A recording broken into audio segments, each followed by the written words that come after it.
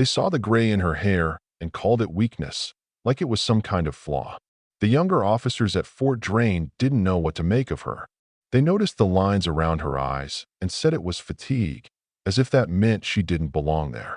Standing in the harsh, unforgiving light of the high desert, Era Vance looked like a mistake, some clerical error misplaced among men half her age, a 42-year-old in the specialist intake program, an entry-level pipeline.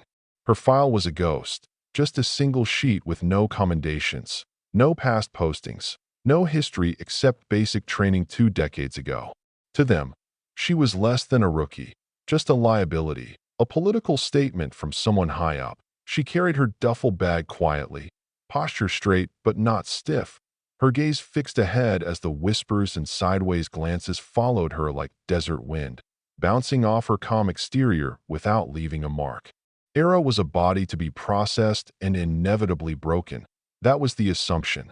Colonel Mathis sat in his office staring at that thin, nearly fraudulent piece of paper, the file that claimed she had no past worth noting.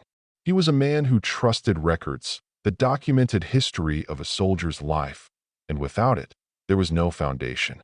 He looked up at the woman standing before his desk in perfect parade rest, her expression unreadable. "Vance," he said, voice rough from years of command. "Your file is sparse." The word hung between them like an unspoken challenge. Her stormy eyes met his steady gaze. "It is what it is, sir," she answered, calm, with no apology or defensiveness, simple, factual. Mathis leaned back, tapping his pen. He saw the gray strands in her hair, the weathered skin of her hands. She'd lived more life than his lieutenants combined, yet none of it showed on paper. "This isn't a refresher course, specialist. This is an evaluation pipeline for special assignment consideration. Standards are absolute. The physical and psychological toll, immense. We wash out over 80% of candidates in their prime." He was giving her a chance to back out. She said, "I'm here to meet the standard, sir."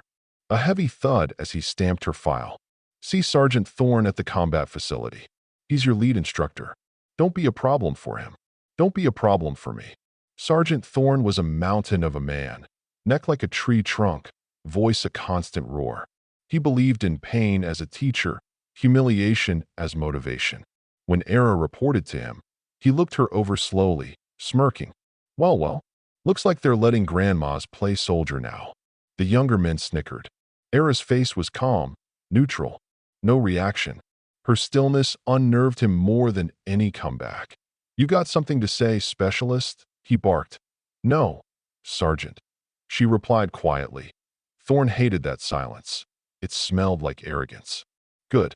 We'll see how quiet you are when you're spitting up your lunch on the obstacle course." And with that, he turned his back. Every day was a ritual of petty complaints, belt alignment off, breathing too loud. "Control your breathing, Vance. You're wheezing like an old woman." But her shots on the rifle range were impossibly tight. 5 rounds clustered like a single ragged hole. No boasting, just reverent focus, cleaning her rifle with a patience like a watchmaker. The armorers said it was the cleanest rifle they'd ever seen. Private First Class Calloway noticed things others missed. While younger men sprinted the first mile of the 5-mile run, he watched Era keep a steady, metronomic pace, passing them one by mile 4, breathing even, expression unchanged, focused on a distant point on the horizon. This wasn't about speed. It was endurance, unbreakable discipline burning slow and hot. After youthful arrogance turned to ash, Era stood balanced, eyes scanning not with anxiety but with deep awareness.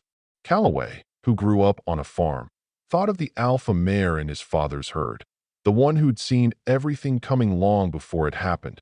The institutional arrogance was suffocating. Fresh-faced lieutenants, full of theory but no respect, treated her like a ghost, speaking around her, ignoring her. Lieutenant Rassin, the cockiest of them, made her his personal target. "Hey, Vance," he'd call out. "Need help cutting your steak? Don't want you to strain yourself." His friends laughed, but Era just kept eating deliberately, her silence a wall they couldn't breach. They wanted her to crack, to see anger or tears. They got nothing. They mistook her discipline for weakness, her silence for fear. They had no frame of reference for the kind of peace someone makes with the world after walking through hell and coming out the other side. They were boys playing with fire. She was the hearth, long accustomed to the flame.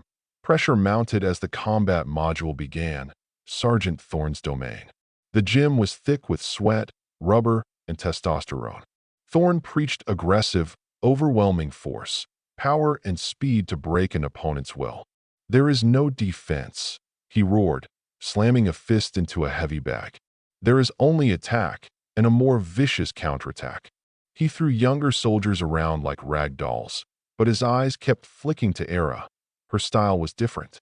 When practicing joint locks and throws, her movements were smaller, precise, using leverage, not muscle. She subdued opponents with half the effort. Thorne saw this efficiency as wrong. "Vance, what is that? You're supposed to drive through him, not dance with him. Put your back into it." She simply reset and did it her way. No defiance, just inability to waste energy. "Yes, Sergeant," she said, voice emotionless. The gap between them widened. The combat module's climax was the Reaper drill. A single soldier in the center, facing multiple attackers, a test designed to break people. Thorne's eyes gleamed. "In a real fight, you don't pick your odds," he bellowed.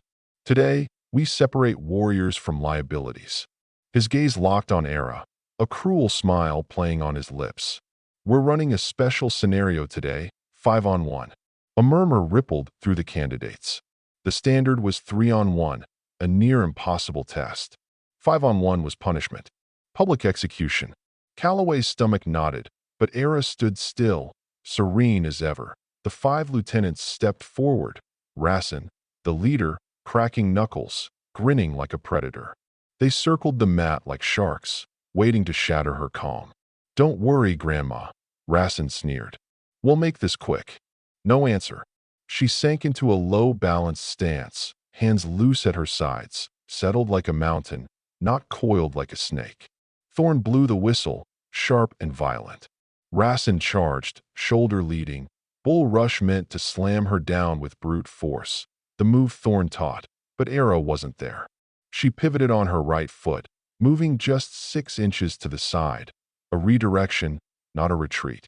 As Racine's momentum carried him past, she jabbed her right hand, stiff fingers pressing a nerve cluster below his ear, while her left foot tapped behind his knee.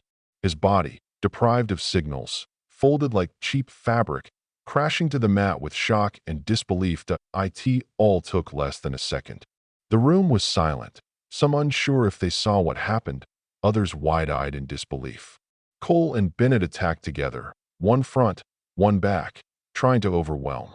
Era dropped her center of gravity, ducking under Cole's wild swing, grabbing his wrist, accelerating his momentum to pull him off balance, shielding herself with his body. Bennett, charging low, crashed into Cole's legs, and before they could recover, Era stomped hard on Cole's knee.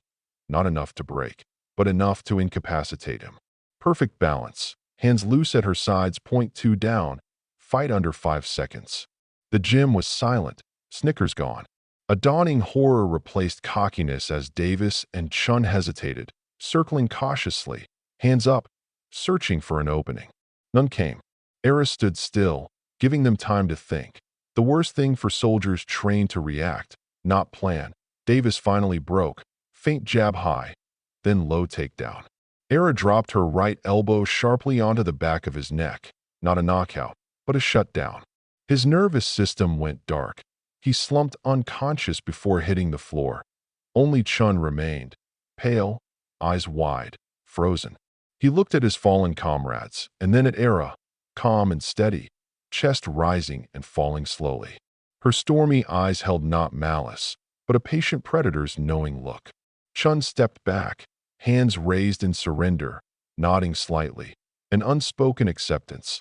She wasn't here to hurt them. She was here to meet the standard. The standard had been met. From above, Colonel Mathis gripped the railing, knuckles white, feeling cold dread mixed with awe. He'd seen bar fights and battlefield chaos, but never this. A lethal art form, beautiful and terrifying. His eyes fell again to the faded tattoo on her wrist, The ghost, a buried memory surfaced. A story from a grizzled CIA operative about a phantom unit, so secret its existence was denied. The specters, sent to places off the map, solving problems no one could acknowledge. The leader was known as Spectre One, a name Mathis whispered like a prayer and cursed. He wasn't looking at Era Vance, the rookie. He was staring at a living legend. Below, Sergeant Thorne's face was pale, the arrogance gone, replaced by raw incomprehension. He had spent weeks trying to correct her form, teaching a shark how to swim. He felt a wave of shame sickening him. The best officers, dismantled effortlessly. The quiet woman standing serene was no student. She was a master, but a slow clap broke the spell. PFC Calloway stood, hands coming together, face full of reverence, not for victory, but truth. Others joined, hesitant, then a thunderous ovation. The once mocking lieutenants and soldiers now stood, ashamed and awed, applauding the strength they'd mistaken for weakness, the discipline.